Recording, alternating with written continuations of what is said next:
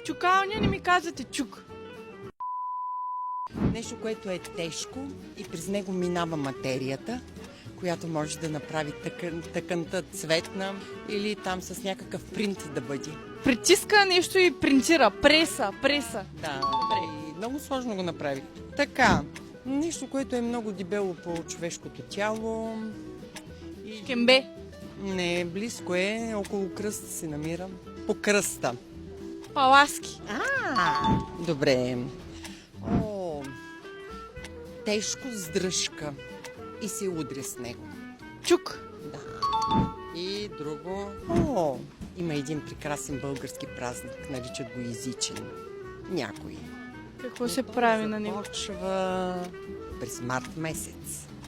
Първия ден. 1 март.